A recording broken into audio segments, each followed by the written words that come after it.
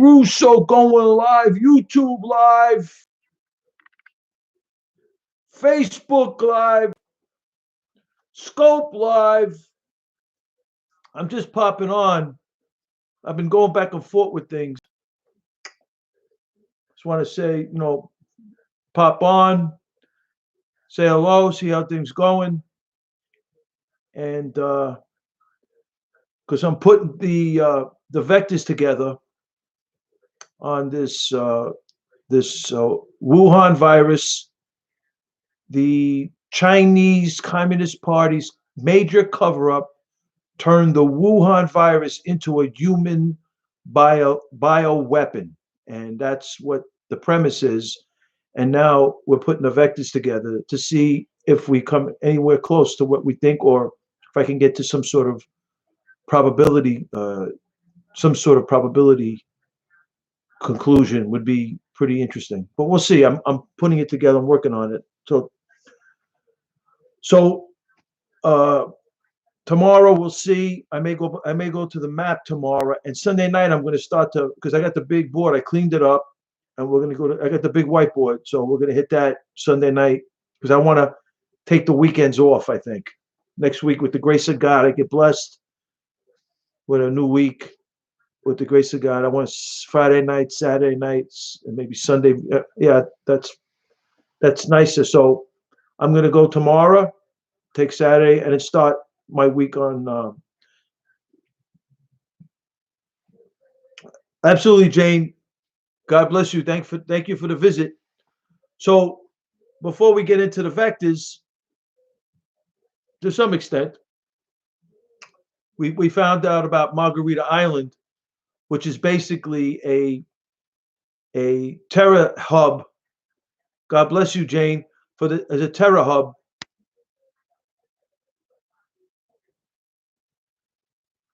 Okay, you're not going to come into my room and drop messages like that. So you've been warned. I don't like to block people. You don't have to like Trump. You don't have to agree with what I'm saying. I really don't care, quite frankly. I'm the love me, hate me kid from Brooklyn, 77 WABC. I was there 143 shows.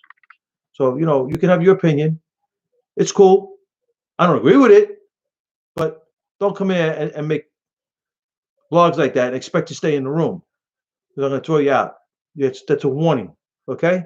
Now, if you want to debate with me and make it, then I got no problem with that. But to make blogs like that, I don't think that's really cool. But anyway, so with that being said, so Lieutenant General Michael Flynn, according to, okay, really, the Lieutenant General Michael Flynn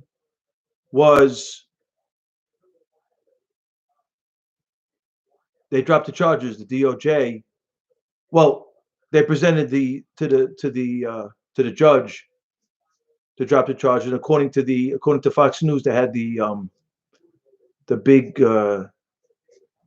special prosecutor, former special prosecutor on there. Said that the judge, once the judge gets that from the DOJ, from the Attorney General, it's gonna.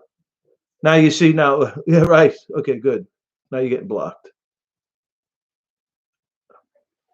So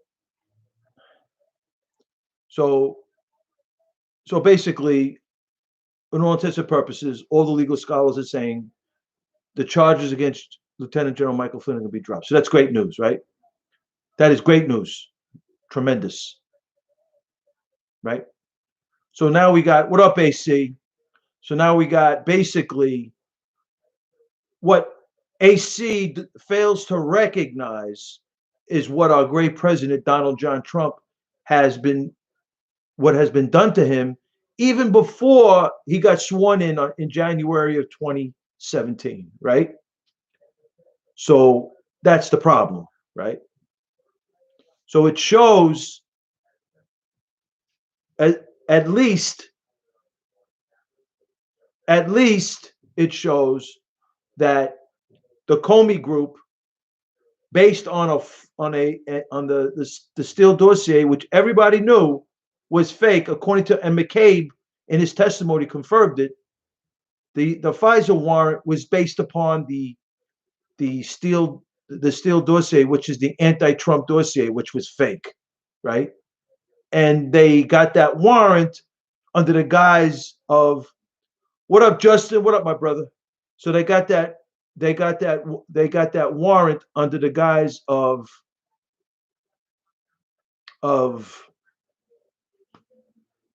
the fake Trump dossier. And under the guise of that warrant, they were going to spy on enemy foreign actors that were communicating with Americans with the intention, like with Lieutenant General Michael Flynn, to unmask the Americans, which is, so basically we have the intelligence agencies, the corrupt wing of the FBI, the Comey Mueller wing of the FBI, and the corrupt wing of the CIA, the Brennan, the Morell, the Leon Panetta wing of the CIA, using the intelligence agencies, the weapons that they train on to use against foreign enemy actors, they're using it on Americans. And this is how egregious this whole process with our great President Don Trump getting sworn in January of 2017. It's an absolute disgrace, AC. Whether you want to face it or not and be real and honest about it, it's a disgrace. And the FBI, when they, according to all, and these people, like professional people on Fox News that were talking about this, they were claiming that, because this is a legal stuff that, we don't know what we're getting access to in the open source. So some of these legal opinions, we gotta listen to them and see and weigh the data, right? So it appears that what happened with Lieutenant General Michael Flynn, the corrupt wing of the FBI had this interview with him, said he didn't need a lawyer, and then they threatened him with the prosecution of his son. So he pleaded guilty. And so that's what happened there, to lying, which he never did, obviously, because the DOJ dropped the charges. So what we have is, and no, this is the second thing now, right? We had the Flynn thing, which was, thank you, Jesus, right? Justice is served. The highest at the time, well, let's face it, right? That's easier said than done, quite frankly. If you look at all of the departments before Trump got there, yeah, but that's not the case, Jilly. If you see, you just want to do the DNC talking points, which you're entitled. If you want to walk around all day and just spew the DNC talking points, the CARE, the Council of American Islamic Relations, the stealth jihad radicalism is the DNC, the Democratic National Committee's talking points, it's fine. But you don't get down and drill down into what's really going on. You just really, and same thing with AC, that you just really don't drill down into things. You just sit there and read and spew the DNC talking points. And, you're entitled to it. It's America, but you're off base. First of all, Lieutenant General Michael Flynn was arguably at one time one of the highest ranking intelligence officers on the planet over here. And what I really find,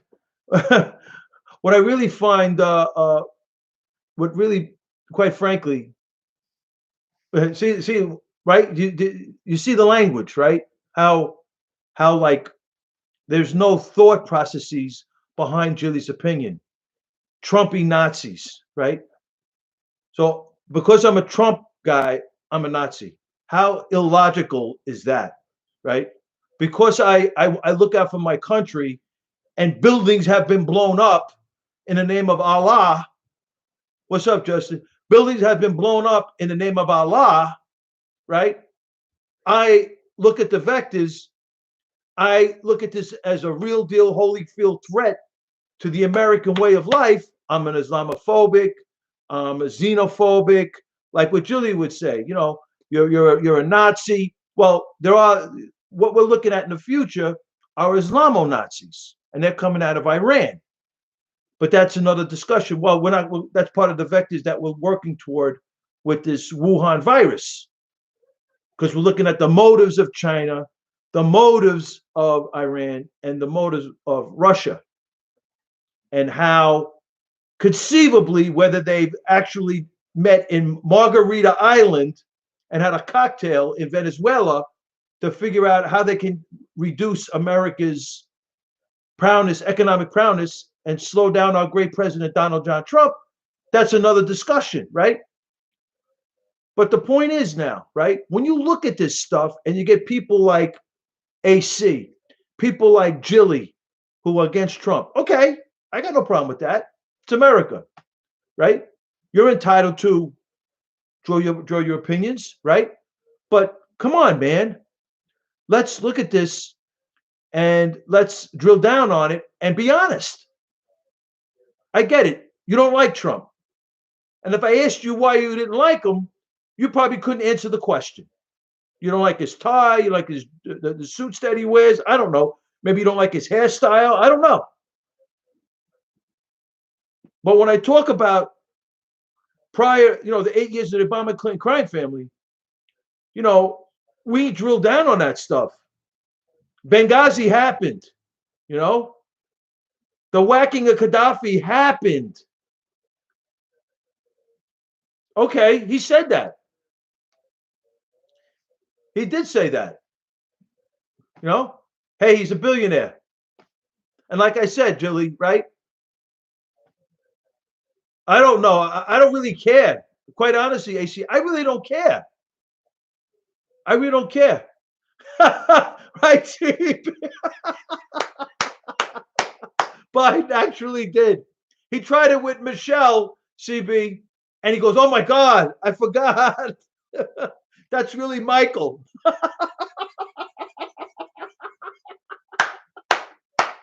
He went and washed his hands. He took a shower. He said, "Oh my God, I forgot. That's not Michelle, that's Michael." Joe Biden. Oh my God. Oh God. Unbelievable. Unbelievable. And he cheated. How did he cheat? He won. AC, how did he cheat? How did he cheat? He beat 16 Republicans and he beat a corrupt DNC. Donna Brazil admitted that they were cheating for Hillary Clinton with Bernie, against Bernie. She was getting debate questions before she was entering debate with Trump, and she still lost the debates. Not true.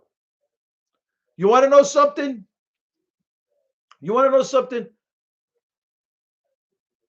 Not that I don't believe Russia wanted to influence the election. I'm not saying that that's not the case.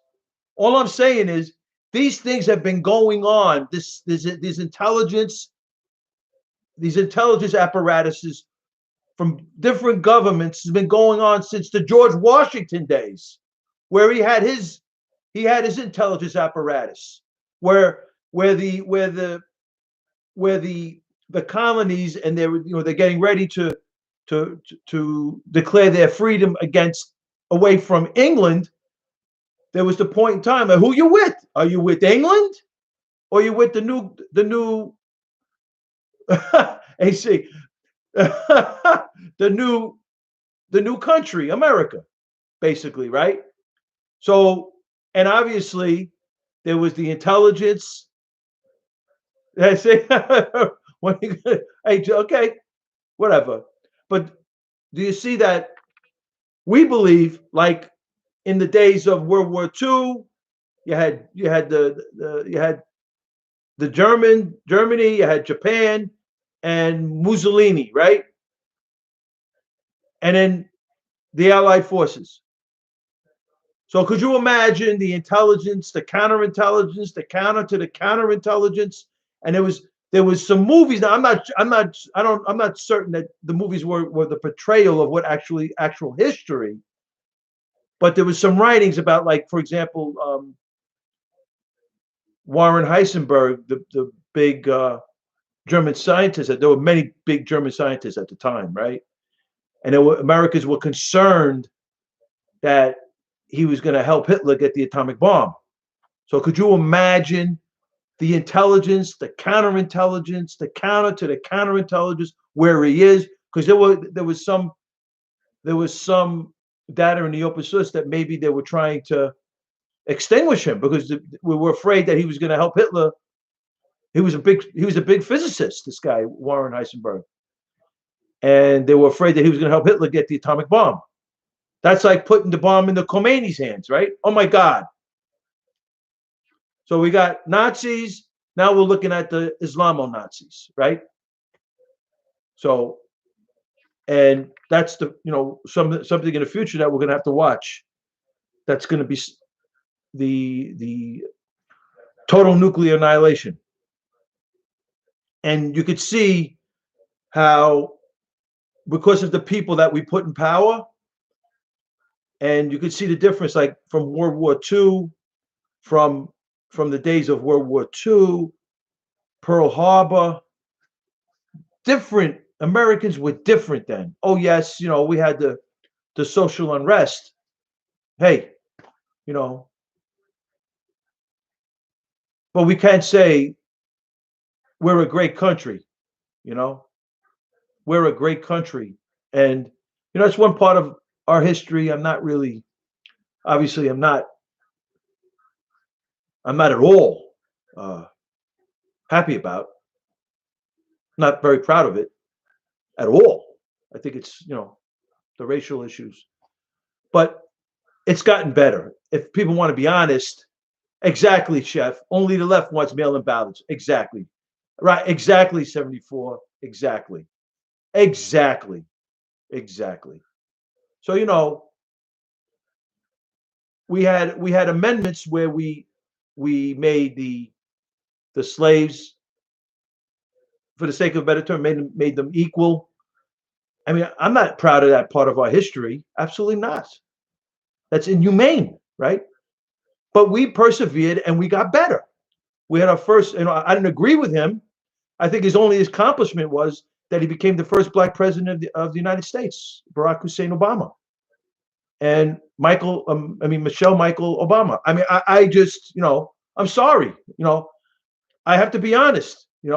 I think Barack Obama's only accomplishment was his the fact that he was the first black president, which was quite profound. I was very impressed with the campaign that they ran, and they ended up being very corrupt with the foreign involvement in the campaign, but that things nobody talks about.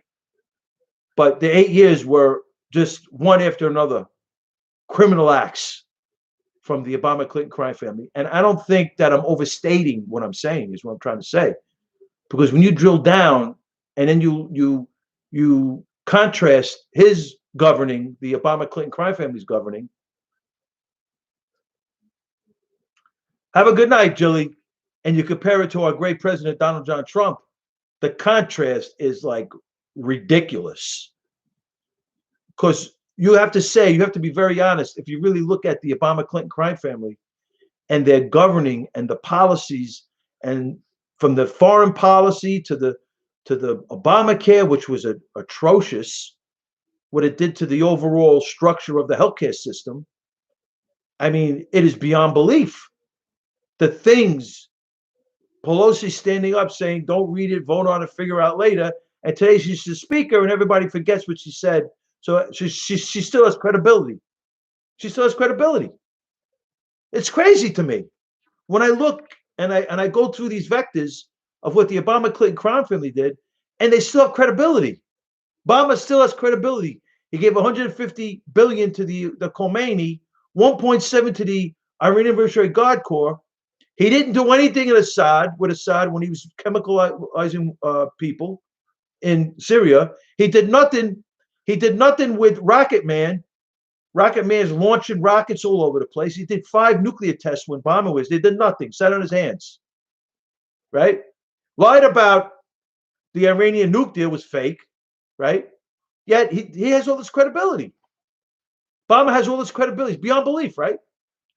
Beyond belief, the credibility. So what I also wanted to talk about, that I find very, very troubling. When you sit down and look at the policy releasing the Bergdahl trade, five Afghan Taliban. One was a big general, big governor of the Herat province, a big Taliban governor in the Herat province of, absolutely, Justin, of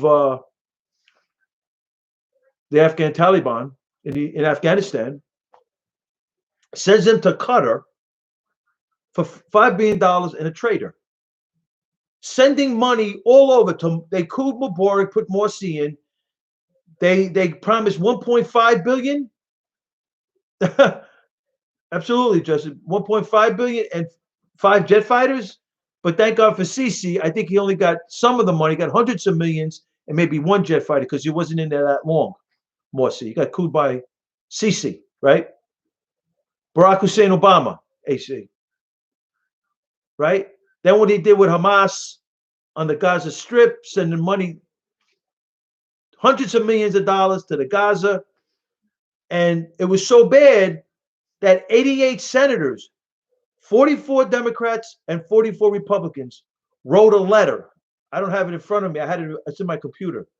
They wrote a letter to Obama saying, President Obama, why are you sending hundreds of millions of dollars to Hamas, the Palestinian branch of Muslim Brotherhood? How do we know? Because you're claiming that they're going to use this money for humanitarian aid. How do you know they're not going to take this money and use it for terrorism? You know what their answer was? We don't. Right? It's crazy. And what they did with Syria, Obama, the Obama Clinton crime family, took hundreds of millions of dollars and threw it to the Syrian rebel army. Ashton Carter at the time was the Secretary of State, and he was in this oversight committee. John McCain and a few other senators were there. It was a Senate oversight committee, and they were asking him questions. Did you know that the Syrian rebels, whom Obama put up hundreds of millions of dollars of taxpayers' money to fight Assad, ISIS, I don't even know, right? But they had to sign a contract, these Syrian rebels. They can't fire at the Assad regime. Why? Because of the Iranian nuke deal, right? And we know when Soleimani was alive, he was getting Syria, Assad, 3 to 15 billion annually. They were propping up the Syrian government. They controlled Damascus. That's the Iranian command center. 8-mile radius, 3 to 10 Iranian military bases. Above them, 2 to 4 Russian and 8 to 10 United States bases above Raqqa, right? So Obama did nothing, sat on his hands with that red line with with Assad and the coup on the Syrian people. Like when they Ahmadinejad couped the Iranian election in 2009, Obama sat on his hands and let Ahmadinejad and the IRGC just roughshod the people. Arab Spring or some mystical language, lies, fraud, deceit. He went to Erbil, Iraq in 2009, released 5 Quds Force leaders. They were in prison for almost 2 years.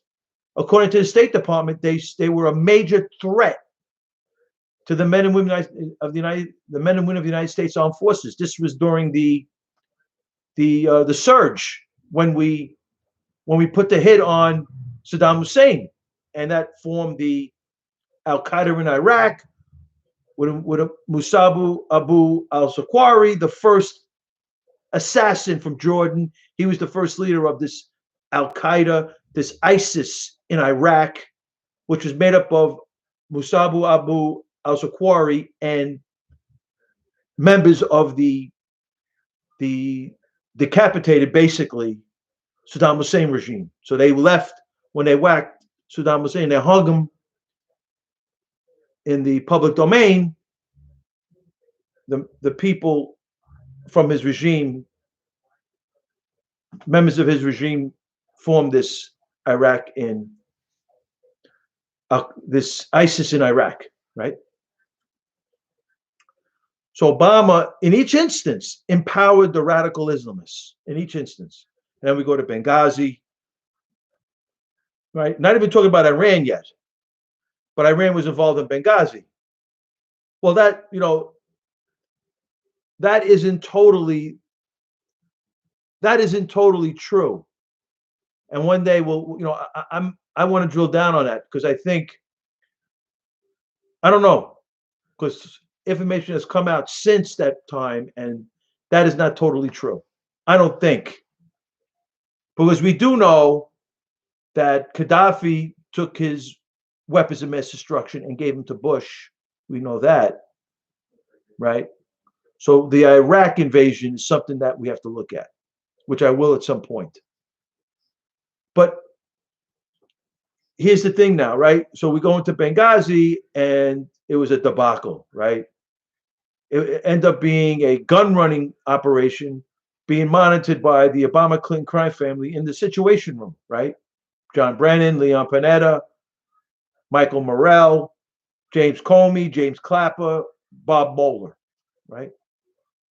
They were monitoring the 20,000 Soviet manpads that the Libyan rebels have gotten their hands on from the whacking of Gaddafi. And who was behind that? Obama, the Obama-Clinton crime family, Hillary Rodham Clinton, right? So with NATO, England and France, right? Turkey, Saudi, Hillary Rodham Clinton funneled the right now you're stepping into it, AC. Now you're stepping into the whole argument.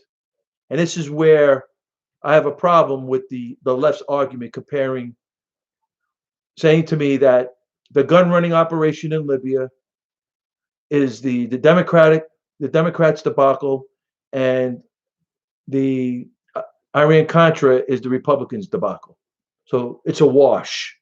Not true. Because I sat down and thought about this. When you think about it, the Iran Contra was when, AC? When was the Iran Contra? With Oliver North and us getting arms for Iran, getting arms to Iran. When was this conceivably? I don't know. I haven't really drilled down on the Iran Contra. I'm not going to lie. But I know it has something to do with arms going to Iran. When? When was it? What decade? What decade was it? What decade? What decade? Who was the president, and what decade was it? You said it was in the 80s, right? I think it was 86. Ronald Reagan was the president. See, this is where why I have a problem. It was under Reagan, okay, AC? It was under Reagan. I think Reagan was a great president. But this is where the problem is, right? You got the lefties like this coming in telling me, well, Iran Contra is the Republicans, and the Democrats was the Libya thing. It's a wash. Not true, right? In 1986, when did September 11, 2001 happen? Right? 15 years later, we had September 11, 2001. The world changed. So we were still in the 80s, we were still, you know, arming up the Sandinistas, arming up. I mean, we were still playing those games, right? So with arms and gun run, I mean, we were still innocent. September 11, 2001 came and the world changed. We lost 5,000, people say three, we lost 5,000 Americans. We lost 5,000 Americans, right? So now the world changed. Al Qaeda came in, whether it's all, you can take all your conspiracy theories you want. We knew who they were. The CIA, FBI knew who, they had FBI assets. That Anwar al-Awlaki was an FBI asset. Absolutely. They knew who Muhammad Atta was. He was an asset too. Khalid Sheikh Mohammed, they knew who these guys were. Whatever you want to call it, whatever. See, you don't know the whole story. Okay? When you just tell me the Saudis, then you don't understand the whole setup on this thing. Maybe in some intelligence offices and some intelligence agencies inside the country knew about it and just, they were complicit with it. I don't know. I'm just saying. I'm not saying that's true. I'm not saying, I believe it was a debacle, right? They knew who these guys were. They monitored them. They knew about, maybe. I'm not saying that there was no financing from the Saudis. I'm not saying that. But do you understand? You say it's the Saudis. Now, 15 of the 19 hijackers were Saudis, right? Muhammad Atta, Anwar al-Awlaki, Ramzi Youssef, Khalid Sheikh Mohammed, Mohammed Salah, Abu Walima, the Hamburg terror cell in Germany.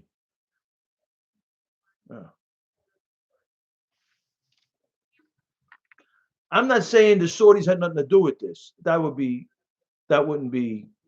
But to say it's just the Saudis, I don't think you understand the global jihadi movement. I don't think you understand it. They had this Abdul Sattar Sheikh. He was an FBI asset in the San Diego terror cell. It's wrong. You're wrong, AC. You're wrong. I'm not saying. So you're saying it's only the Saudis, and I can name Al Qaeda all over the place. So this was just Al Qaeda in America, is what I'm trying to say. It was Al Qaeda in America. Do you know that 1993, the World Trade Center bombing was the precursor for September 11, 2001? The precursor. Omar Abdul Rahman from Egypt, Ramzi Youssef from Pakistan, Khalid Sheikh Mohammed, Pakistan, Muslim Brotherhood operatives, right? Abu Walima, Egypt, was in Hamburg terror cell. Khalid Sheikh Mohammed was in a Hamburg terror cell. Muhammad Atta was the Hamburg terror cell, Al-Quds Mosque in Hamburg, Germany. It was so bad that the Germans did their own investigation. They tried it, and they shut down the Al-Quds Mosque in 2004. The precursor for September 11, 2001. Were there other intelligence agencies not in America that knew about it and maybe just let it happen? Possible. Absolutely. Very plausible. I'm not sure, I'm not a truther on this thing. I think that's, a real stretch. I have to see more data to get to that point. That's kind of crazy. Absolutely, Elbow, absolutely. But at the very least, our intelligence agencies knew about the Anwar al-Awlaki. He spoke at the Pentagon after he spoke at the Pentagon, did Anwar al-Awlaki, the 9/11 Imam. After September 11, 2001, he spoke at the Pentagon. You believe it? In addition, he was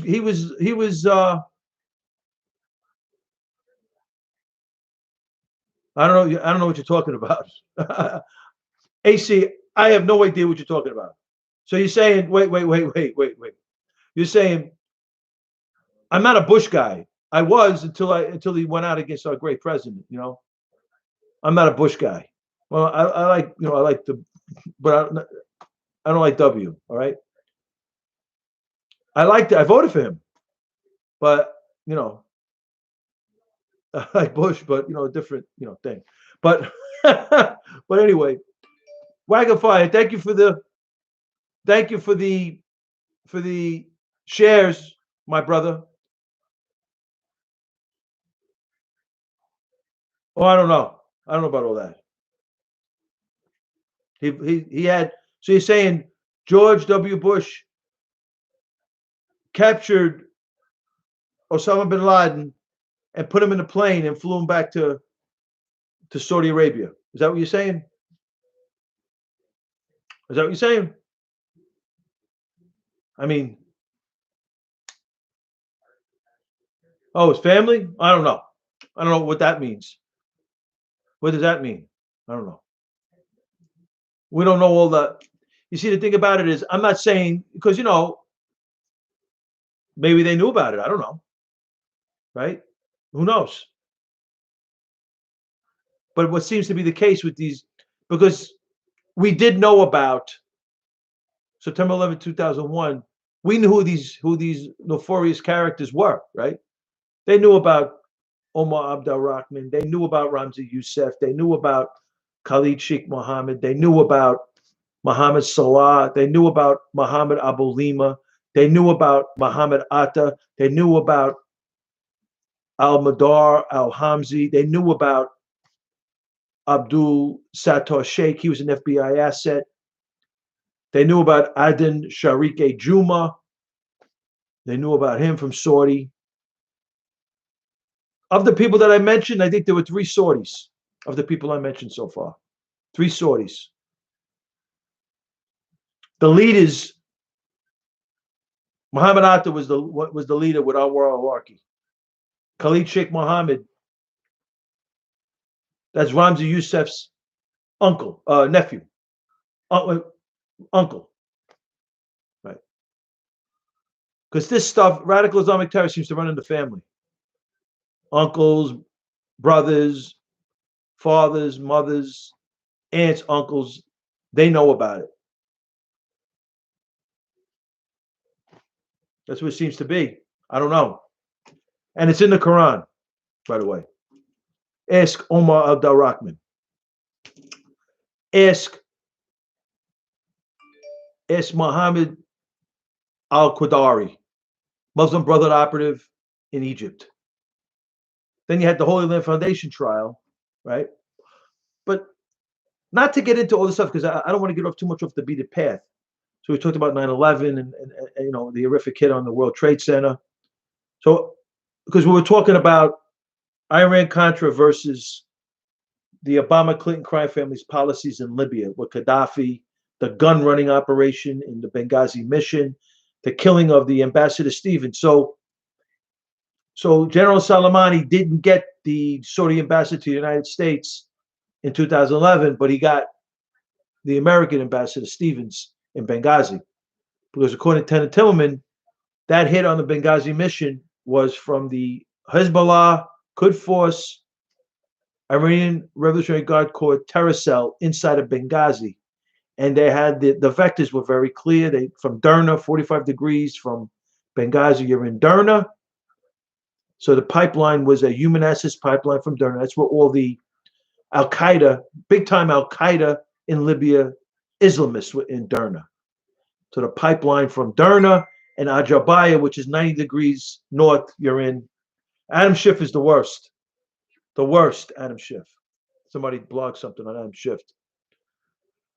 So Obama and Hillary Clinton hired Admiral Mullen and Bob Pickering from Boeing, claiming that the accountability review of Benghazi, they were exonerated. They had no responsibility on that. So General Soleimani was there. You had The thing, General Soleimani was with Syria and the 315 billion to Syria, cooing the Syrian people, keeping Assad in power, going to Putin to make certain Assad doesn't collapse. Assad's chemical weaponizing the people, and bomb sits on his hands. The Gaza Strip with Mohammed Abbas, the rats over there, killing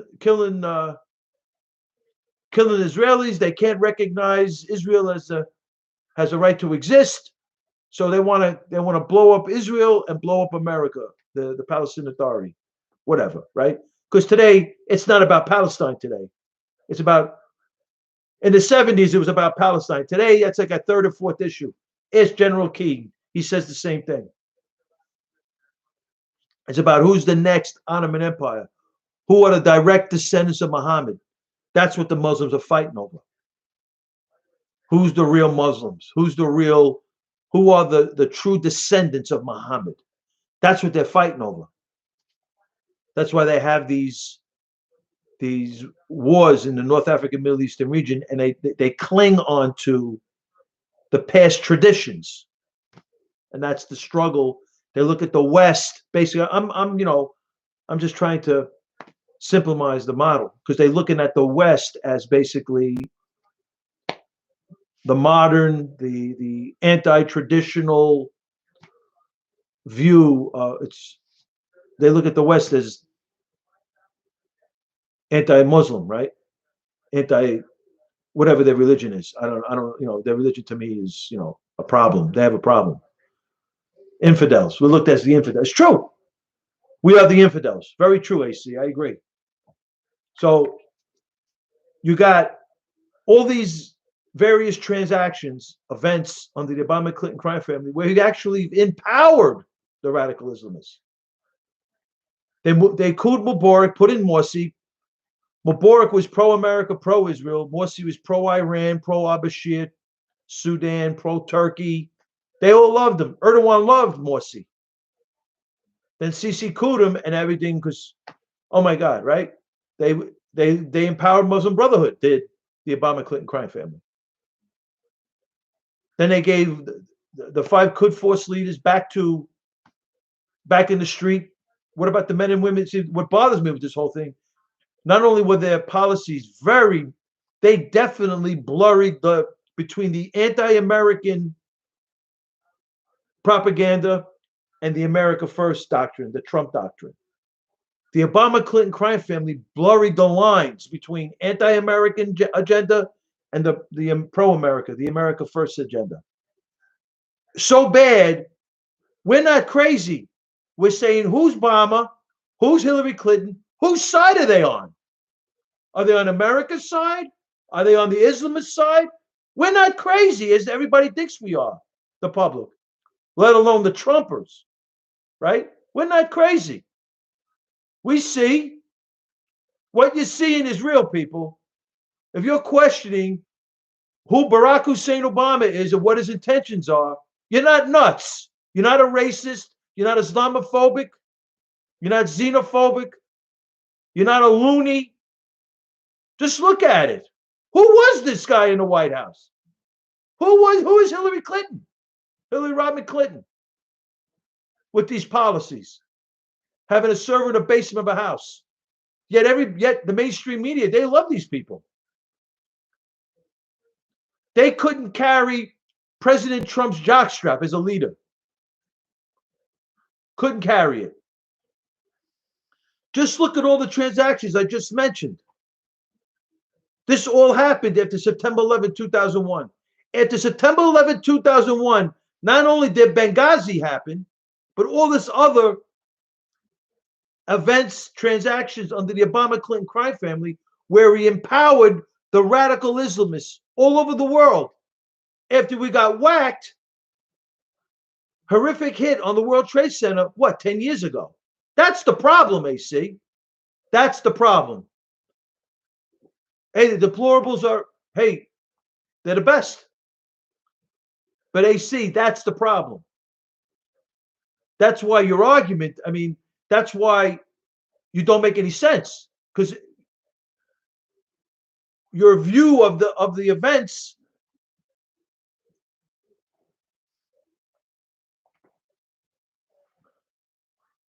Well, I don't know. The al-Baghdadi raid supposedly gave up a lot of intel going back to Benghazi. I don't know, Wagon Fire.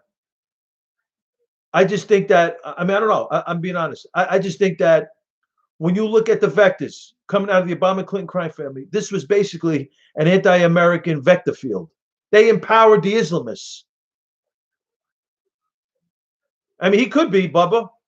I mean, at one time, he was the number one, arguably the number one intelligence officer on the planet.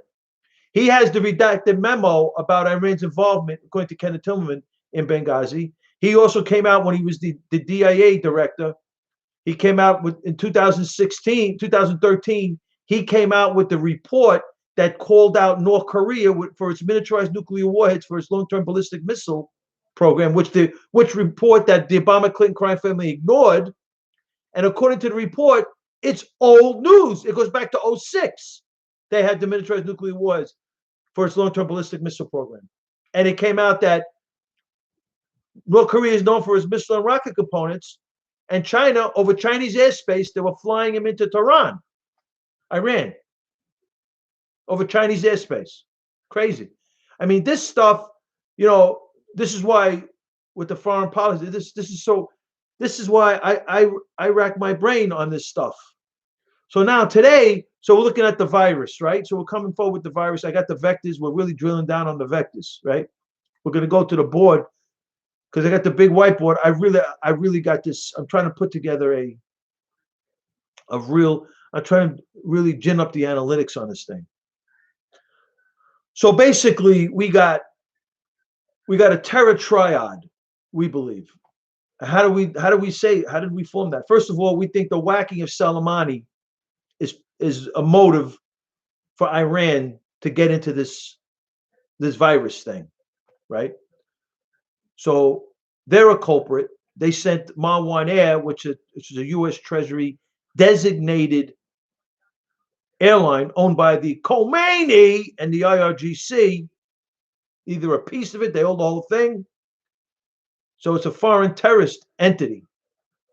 And they're flying into China when China's got this issue with this virus 55 times. And they flew to 5 different countries. And wow, right? And in January 31st, the Iranian parliament called for a quarantine of China. Yet the Wanwan Air flew into China. That's how sick this whole thing is, right? China quarantines Wuhan. China hoards all of the medical supplies needed to take care of the people who got the virus, and they control the entire supply chain. That's what President Trump's been fighting since he's been in office, in his campaigns, even before he went down the escalator. The five whistleblowers are missing, right? AC, but you make no sense. You have no, I mean, you're probably just a kid. I don't know. Maybe you're a 13-year-old kid that just, wants to, I don't know. So we got this and we got Russia. So Trump has got his heel on President Xi's neck about the tariffs and fair and reciprocal trade deals.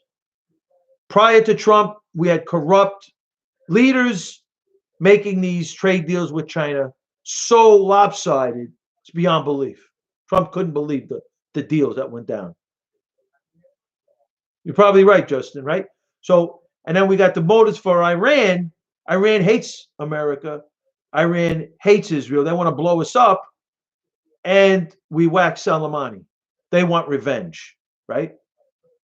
And then we got Russia, who's complicit. Russia's got deals with China with the liquefied natural gas plant in the Jamal Peninsula off the Kariya Sea in Russia. And then we got we got Iran and Russia doing nuclear reactors inside of Iran, and then Netanyahu claims the Mossad stole the Iranian atomic archive files and they're doing nuclear weapons, which is quite plausible because Iran just lies. That's the way we're looking at total nuclear annihilation in the future, right? Because of these rogue regimes get nuked up, right? And we know that Iran has 150 to 350 tons of uranium, And all you need, according to the physics books, all you need is 1 kilogram of uranium-235, put it through the fission process, and you got 9 times 10 to the 13 joules of heat energy. And they got 150 to 350 tons. So this is a problem, right? So we're claiming that the motives are pretty clear. Russia needs economy. They don't have anything like the China's economy. China helped them build a LNG plant, and they're going to import LNG to Europe and import LNG to China if they're not doing it already. China is also helping Iran build a LNG plant off the gas field that Iran shares with Qatar. China, Iran, and Total SA. France, the big oil company in France, is helping them build that, right? The Shanghai Cooperation is controlled by both China and Russia. Iran's trying to get into that. That's their answer to NATO. So there are indications whether they're tangential or there's an actual intersection between Russia and China and Iran. I think it's more than just a tangential connection. So with that being said, we are on our way toward establishing conceivably a terror triad. This becomes a terror triad when they use the misinformation, because I don't know what happened in Wuhan, right? We don't know.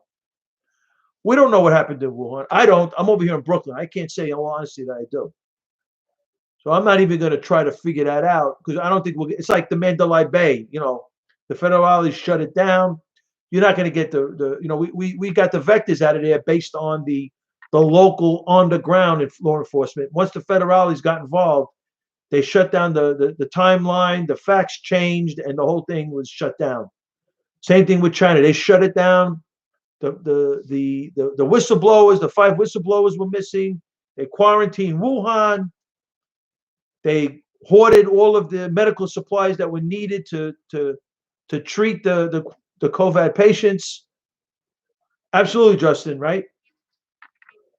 So with all this going on, we feel that the Chinese Communist Party, their major cover-up, allowing Marwan Air to fly into the Iranian Revolutionary Guard Corps airline, the Khomeini's airline, to fly in, absolutely, to fly into Iran 55 times.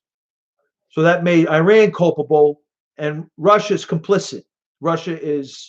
Moscow is. So who would benefit from a reduced America economically and slowing down our great president, Donald John Trump, getting him off the economy world? Because he was just killing it, and got him into the public health, got him into the public health, which obviously he's the president of the United States, and he has a great concern for the public health and the public well-being of the American people and basically of the world. He doesn't want these things but his burlywhack, his game is economy.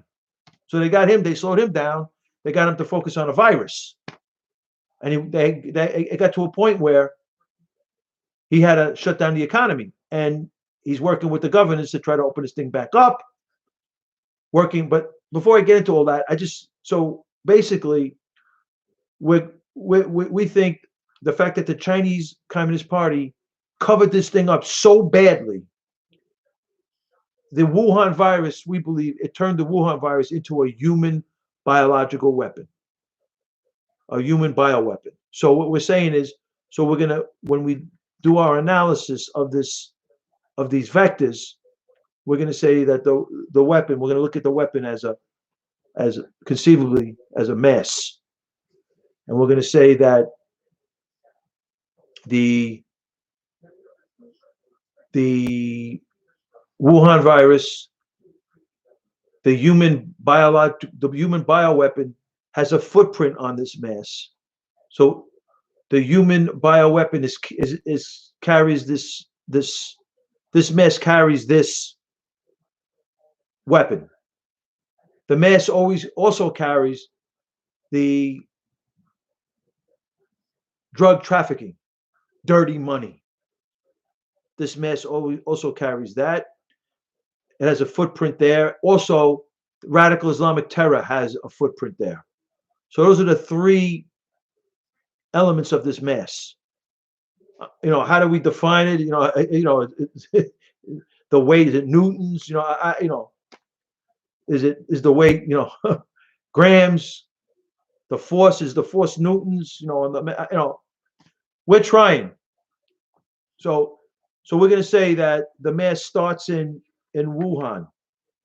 How does this mass, which has radical Islamic terror footprint, it has a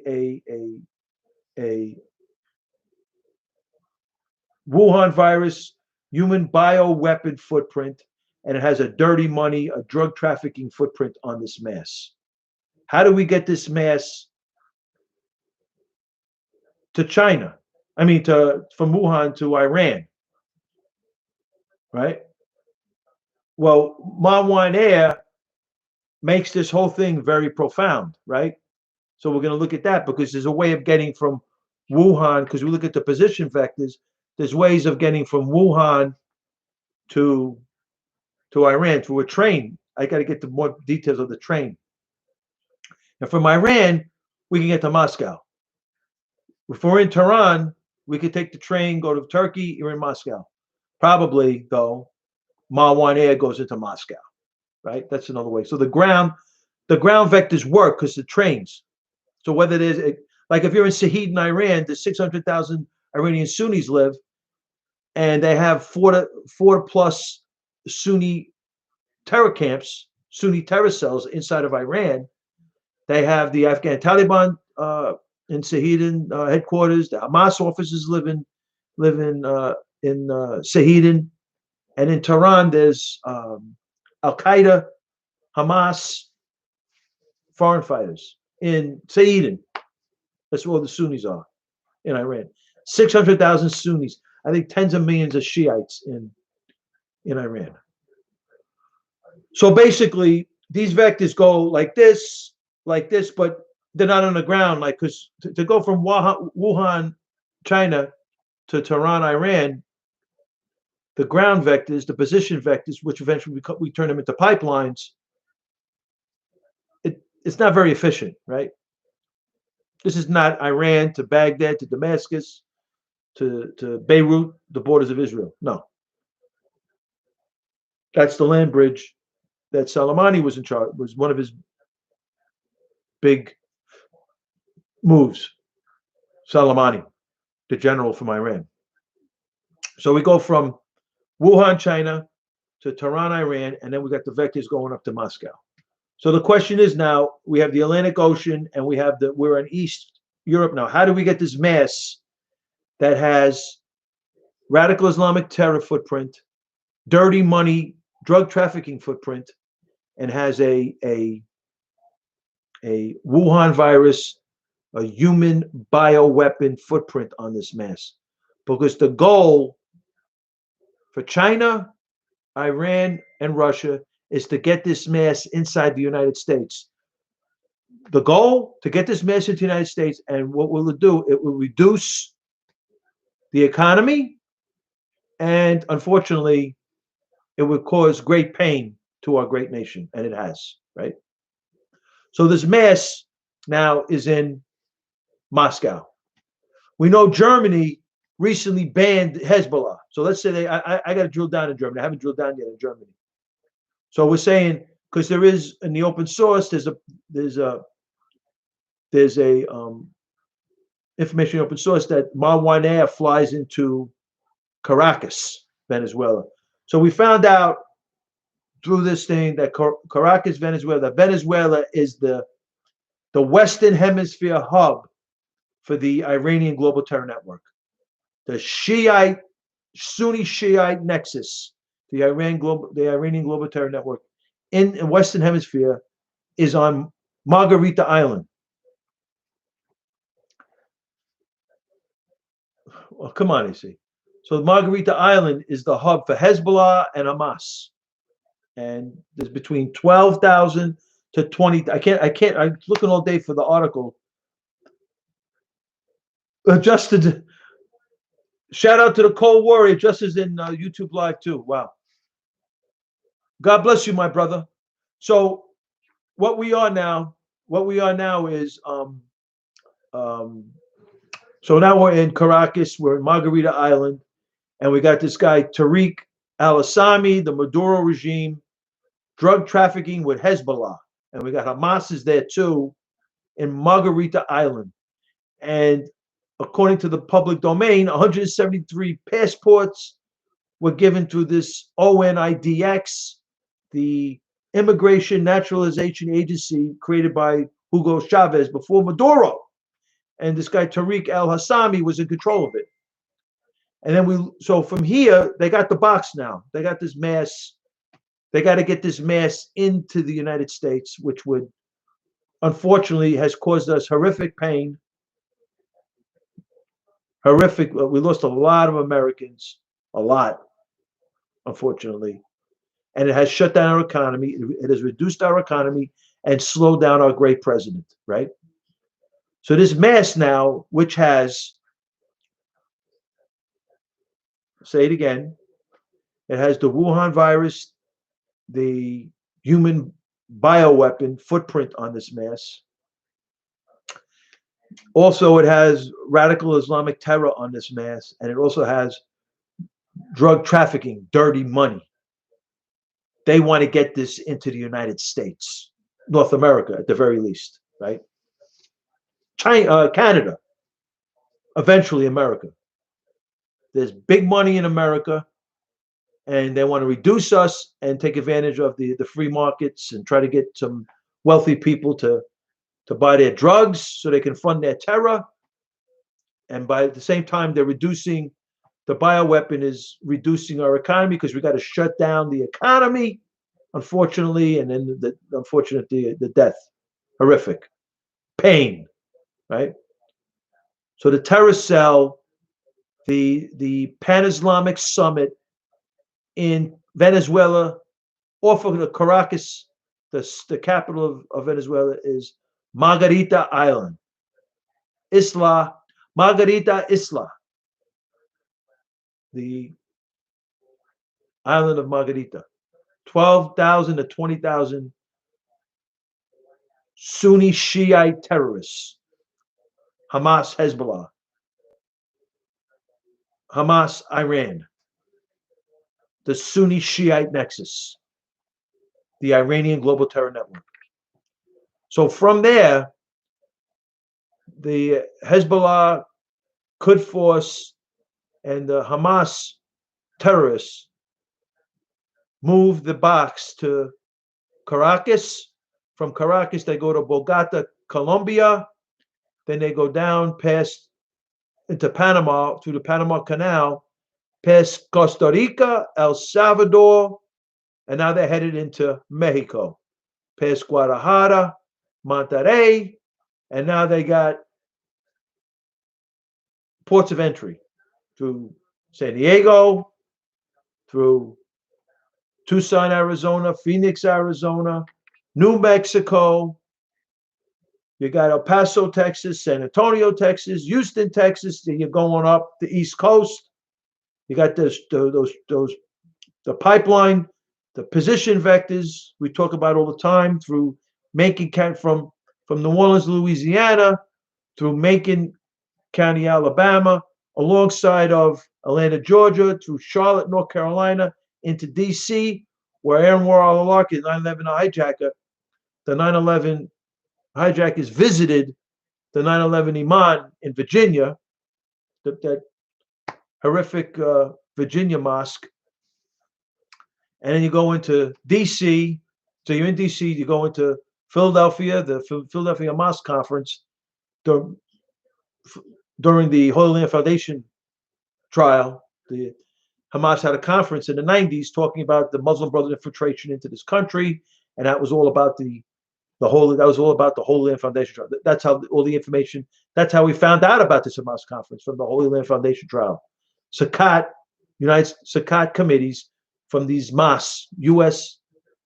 dollars going for terror, going to the Gaza Strip to drop rockets on Israel.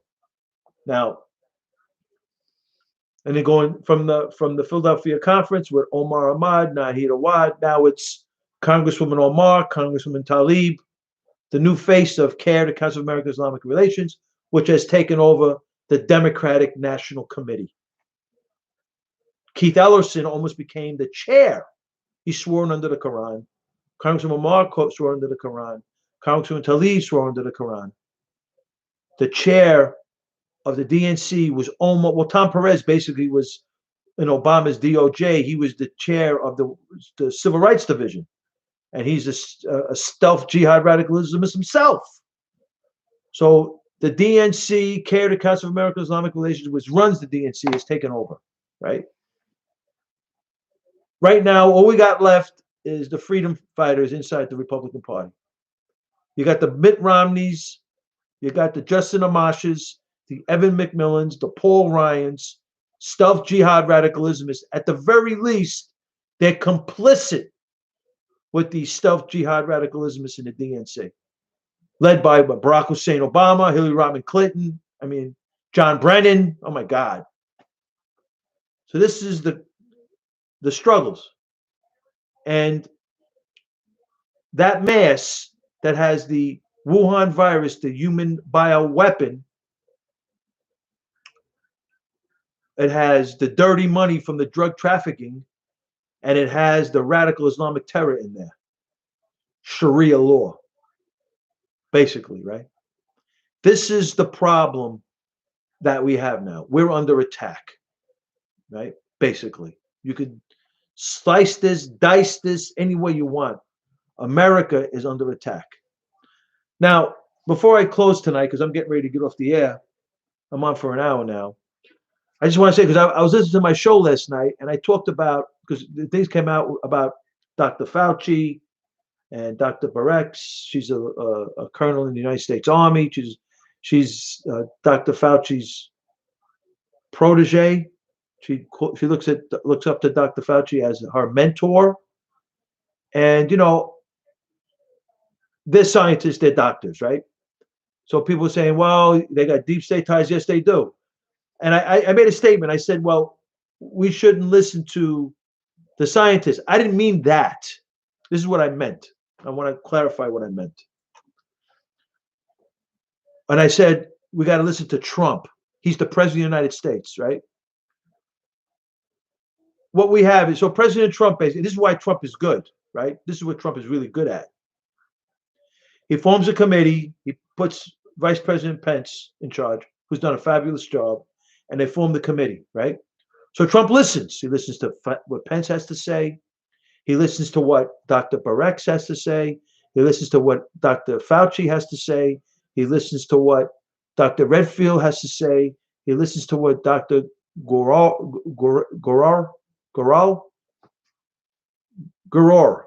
Yeah, I got it right. I think I'm close. Admiral Gorar. He's the admiral that's he's in charge of the tests, right? He listens to what they all have to say. Then he takes in the economic side to this thing. He takes in the public health of this thing.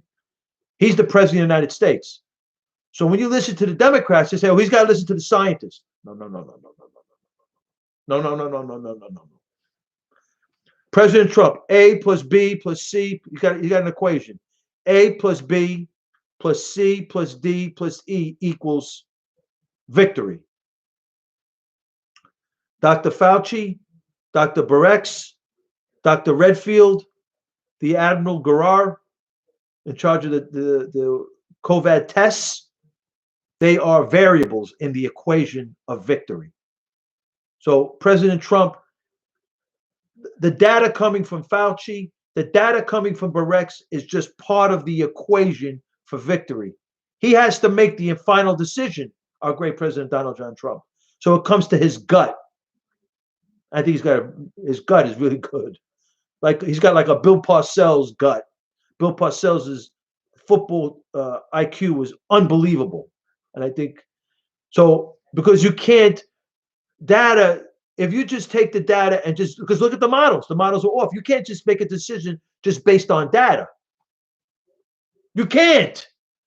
There's other variables that you can't measure, but have to be part of the decision-making process, or you got a problem. I'll give you a football analogy. This way, I think I'll explain it really good. One of my favorite coaches, I mean, I like Vince Lombardi, amazing. I like all of the great Bill Walsh, Joe Gibbs. I met Joe Gibbs. I love Gibbs from the Skins, but I'm a big Giant fan. And the big tuna was the man. I love tuna, the big tuna, Bill Parcells. And he was one of these he had like this tremendous intuition for football. Picking talent was like his thing. So what would he do? They go to the football combine and they got a guy, the best high jump, the best bench press with 225 bench press. He does it like 50 times. Got the best 40-yard dash.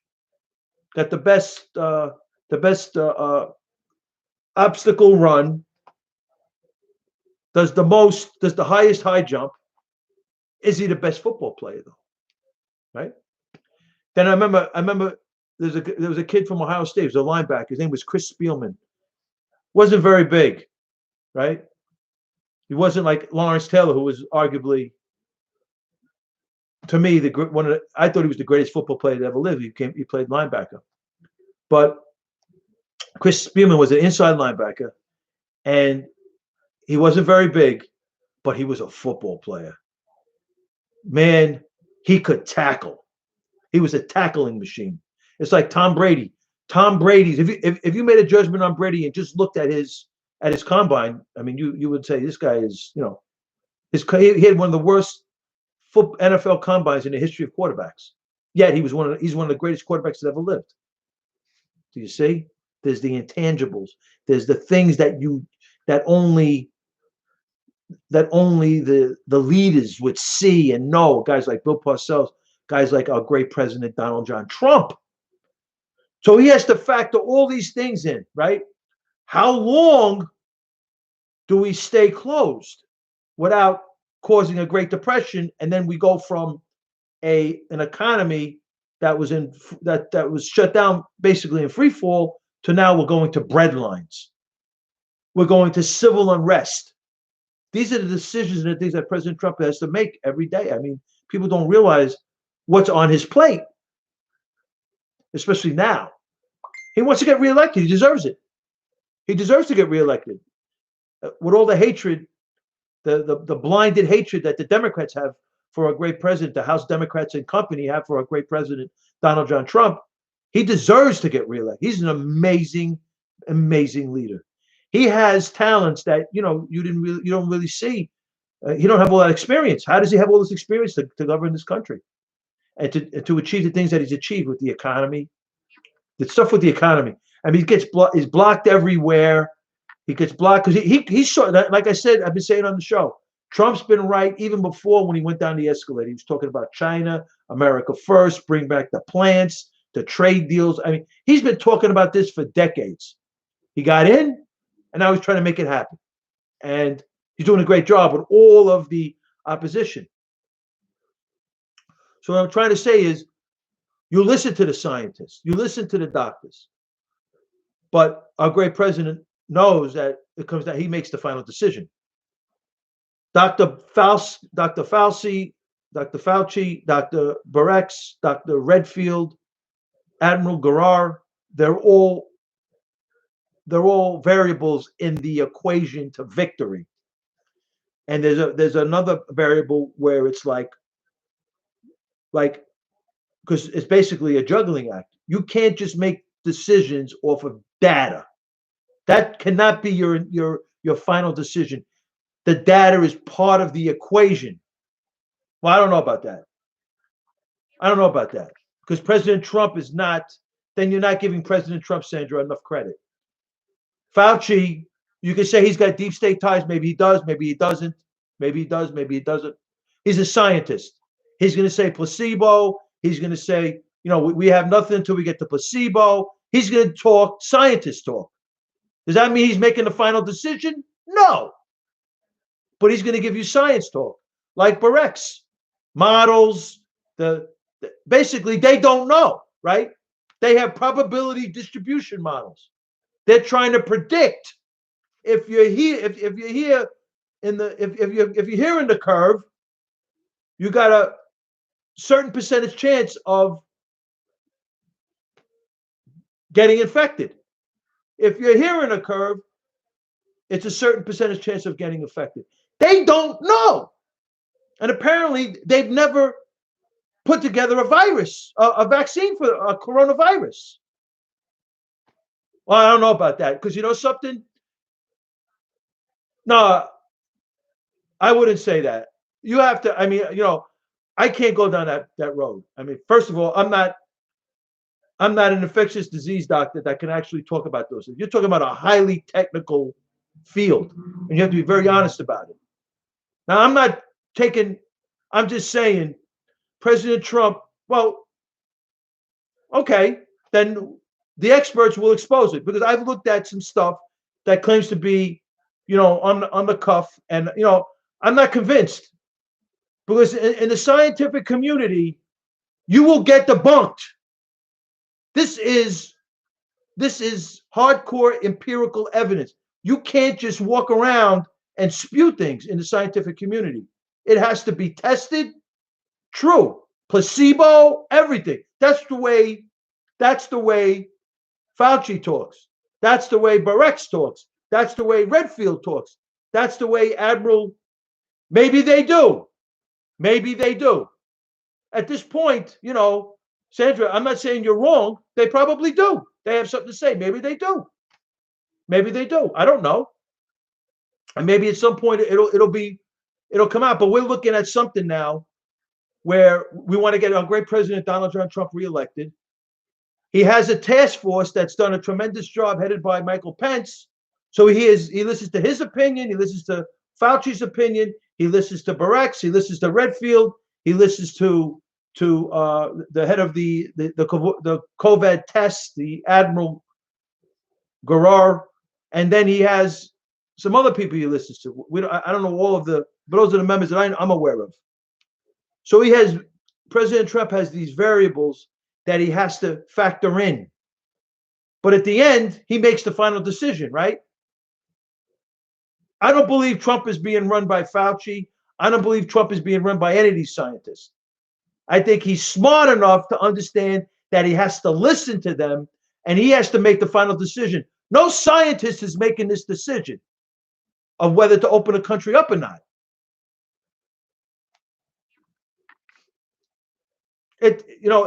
Because it's a double-edged sword, right? You look at the virus, it's a 0.01 chance of getting infected, or is it a 0.007 chance? The numbers I heard is 1 in 7. A 1 in 7 chance of getting infected with the virus. You know what that means? You got a 14% chance of getting infected with the virus. That means you got an 86% chance of not getting infected with the virus. I like our chances. I follow the guidelines. I wear a mask. I keep my distance, right? President Trump, with the grace of God, November 3rd, 2020, we hope our great president, Donald John Trump, has an 86% chance of winning and getting reelected comes November 3rd, 2020. That's what I'm trying to say. So Trump has to weigh these options. He keeps the country closed. We're looking at a Great Depression. So he went from something that's very bad to something that's worse. We got bread lines. We got food shortages. We got civil unrest. He's got to open up the country. Does Fauci want him to open up the country? No. Does Barrex want him to open the country? No. If they had their druthers, we would be on lockdown. And just look at the Democratic politicians that run the states. Look at New York. I'm from New York. Right? Just look at New York. You listen to the New York politicians, the Democrats, they say, follow the scientists. The scientists are not equipped to make these decisions. They're not equipped to make these decisions on what way the country should go. President Trump is smart enough to make the decisions. He will make I trust his gut. And his decisions is not his gut. It's part of the decision, because he has a task force that takes in all the data. He takes in Fauci. He takes in Barrett. He takes in Redfield. He takes in Admiral Garrar. He takes in Michael Pence and others from the task force. And then he's got his own take on this thing. And that's how he comes to a conclusion. That's how he has the equation, A plus B plus C plus D. Exactly. And he has. But this is something that, he came in. So basically this horrific, absolutely, Sandra, absolutely. And I'm not disputing your cynicism. I agree with you. I'm cynical too about some of these people, right? We have to be. We're in a time of great deception, right? Great deception. I agree with you. But the same token too, we got to keep an even keel on things. We can't always go, conspiracy. We got to have hardcore, at least something more than just a tangential. He took a picture with Hillary Clinton, or his wife slept with Bill Clinton. Fauci's wife slept with Bill Clinton 30. I don't know. I'm just making stuff up. But it's got to be more than just a tangential connection, right? So our great president is a lot more deliberate, is what I'm trying to say. A lot more deliberate than he's given credit for.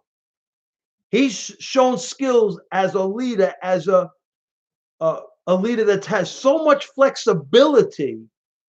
Look what Paul Ryan did to him his first 2 terms. He's trying to learn to be president. And Paul Ryan's, he couldn't even guarantee. That's why Mitch McConnell, to me, is heads over heels over Paul Ryan. You're talking to Mitch McConnell. So Mitch McConnell is Donald Trump, is President Trump's Tip O'Neill and Newt Gingrich. He says he knows exactly the votes he has. He's sitting down with Trump. He knows how many votes he has, what he doesn't have. That's a professional inside. He's a professional politician, is Mitch McConnell. That's why they formed an alliance. Paul Ryan Trump gave him the headway on Obamacare, and he couldn't get the vote. Are you kidding me? Paul Ryan was a joke, and I like Paul Ryan. I liked Paul. I voted for him in 12. I thought he was a detailed oriented politician. Boy, did he fool me. That he came up, he couldn't support Trump. It's a joke. Trump has shown so much skill as a leader outside the box. Stopped here, stopped there, stopped over here, getting things done. It's beyond belief. He is very skillful, very underrated. Donald John Trump. Very skillful in the clinches. And he has a good guy now, Mitch McConnell. If we can get which I believe our great president is going to get reelected, whether it's going to be like 16 or more towards Reagan, a landslide, I don't know.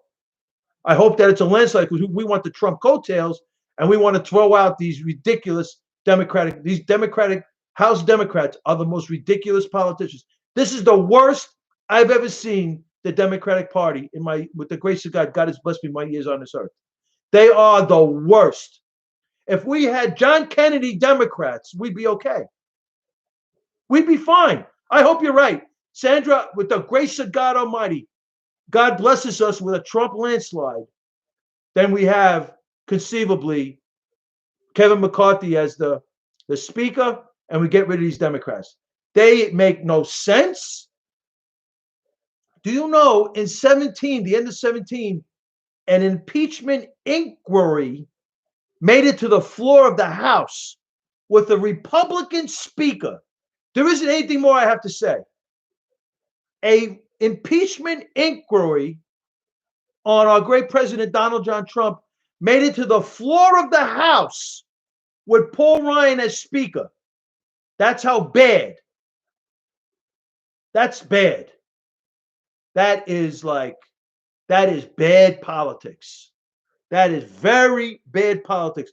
That just gives you, plus what General Flynn went through with the Pfizer warrant and the fake Trump dossier, unmasking the Americans, and then you have the House at the time was run by Paul Ryan, the Republicans. Trump pulled in the House with him, and Paul Ryan allows, absolutely, Justin, allows an impeachment inquiry to go to the floor of the House and there's a vote on it with a Republican-run House.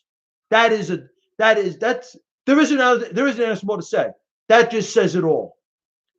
It happened, I think, in October or November of 17. That just says it all. There isn't much more to say. That tells you everything. If Tip O'Neill, a Democrat, was there, that never would have happened. Forget Newt Gingrich was an amazing speaker himself. It is just unbelievable. And I love this this chick, Kayleigh McEnany, the new press secretary. Sarah Sanders was nice. Trump Spicer did his thing, but this chick is on point. This girl is what just Trump needed. Stay away from the press. Let this girl beat them up and go do your thing, Mr. President. You'll be more energized. You'll do your campaign. It'll just be an amazing. It'd be great. Let her take care of them. They're never gonna give you the credit you deserve. They're never gonna give you the credit. So don't even try, Mr. President. I believe. That's true. There's one chick. She's really good. I agree. From OANN. I agree. So I just think that. So when I said you don't listen to the scientists, so what I meant was the buck stops with the president. Dr. Fauci's opinion, Dr. Barex's opinion, Dr. Redfield's opinion, Admiral Guran's opinion, Vice President Michael Pence's opinion is just variables in the equation to victory. President Trump analyzes it, looks at it, and then he has his take on this whole thing. And then he makes his final decision. He weighs each and every variable. And then he has his gut, and then he makes his final decision. And that's what he's done with this task force. It's been fabulous for him. He's a lot more deliberate. He does his due diligence more than he's given credit for. He's a lot more profoundly internal retrospective. Is that the right word? Internally. So he's what I'm trying to say is he thinks through things more than people give him credit for. A lot more. A lot more. A lot more. His grasp, did you see him at the virtual town hall? His grasp on all the facts is pretty impressive with all the stuff that he has to know. Pretty impressive. His tone was amazing at the virtual town hall on Fox News was amazing. The Democrats are going to have a hard time with him. He is going to have them for breakfast, lunch, and dinner. He is just too much. He's a rock star. He's got personality. I mean, the guy is just, thank God we got him. I'm so happy. I just can't wait to vote for him November 3rd. I really can't. And, we got to win here. We got to get rid of the House Democrats. And then we got to do that. And then with the grace of God, the President Trump may be at least appointing another Supreme Court justice, right? At least one, maybe RBG, Ruth Bader Ginsburg. Maybe she'll have to retire, right? Who knows? Absolutely, absolutely. Biden is a joke, right? I don't care who he picks for VP. He could pick Michelle Obama. We're still going to beat them. But my only concern is, I just don't trust. Absolutely, Sandra, right? I just don't trust the Democrats because I believe they're going to try to they're going to try to steal this thing. Like, for example, the Ohio Democratic primary was a total mail-in ballot. So I don't know what kind of control. I know the Democrats have a lot more control on the local end of this thing.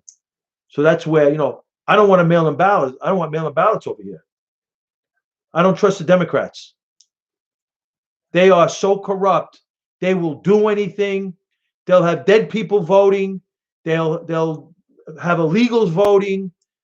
They'll have more people in the district voting that live in the district. They don't care how they win, as long as they win. Just look at 2018. And all those close elections, how many did we win of those close House elections? There were a few. They won them all, I think. Or we may have won one. Most of those House elections that were very close were run by Democrats because of all the fraud that went on in those elections. It's true. You're probably right. You're probably right. But that's the problem. The fraud. Mail-in ballots, they are so bad, the Democrats. And it's amazing to me how Nancy Pelosi has credibility because she's the speaker. She stands in front of the American people when the Obama administration is and tells us, don't read about Obamacare. Don't read it, vote on it, and we'll figure it out later. It's unbelievable to me. Absolutely. And that's my biggest concern. Because Trump is locked and loaded with his campaign.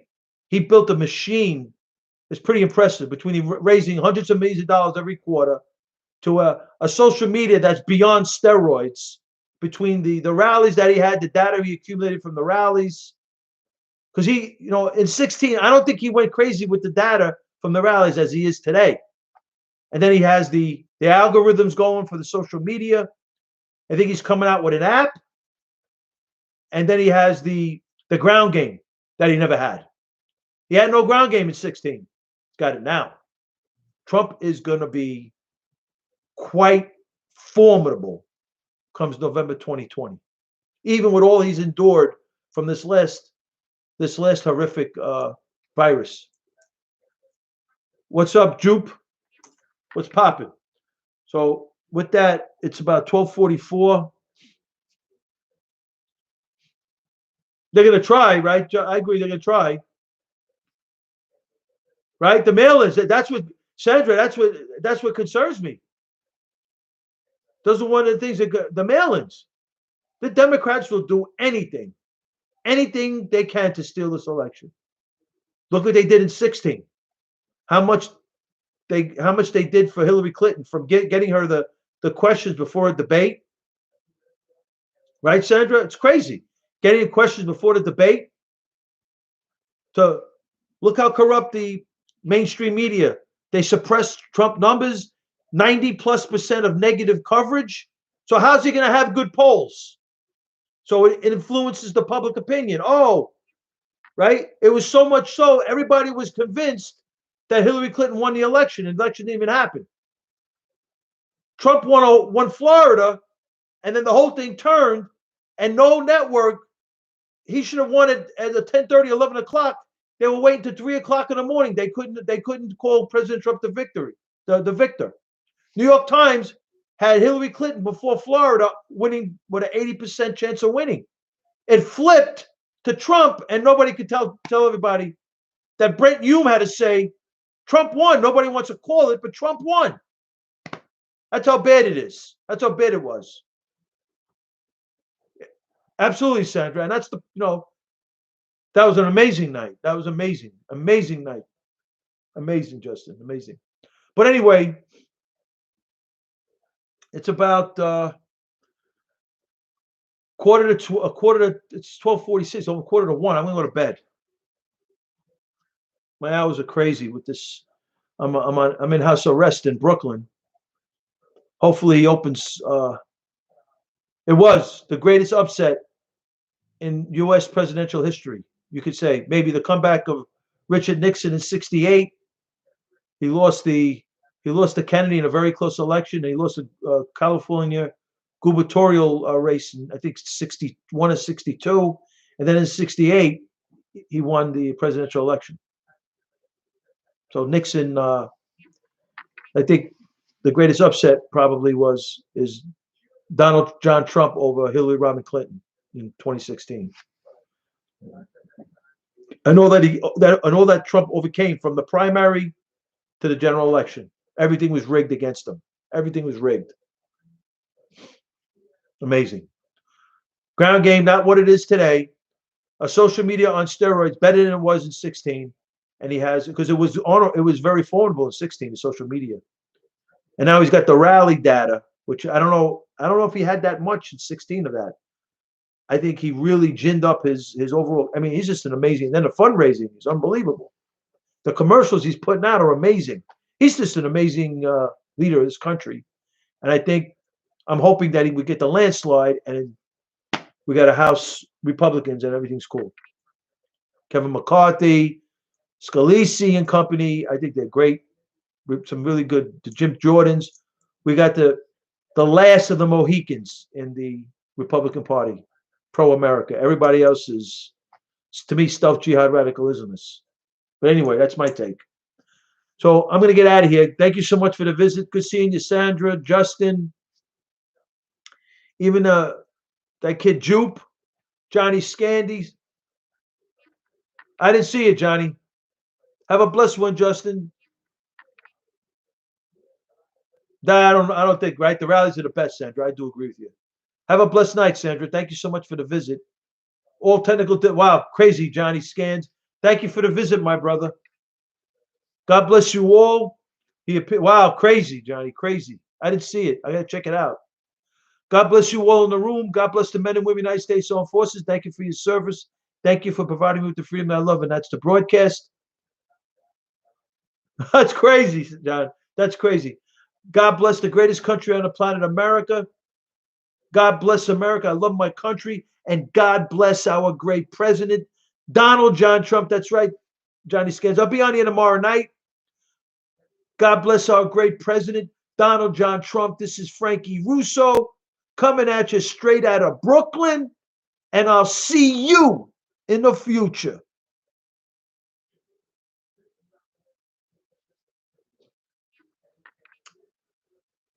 God bless you all in the room. God bless the men and women of the United States Armed Forces. Thank you for your service. Thank you for providing me with the freedom I love and that's broadcast. God bless the greatest country on the planet, America. And God bless our great president, Donald John Trump. This is Frankie Russo, and I'll see you in the future.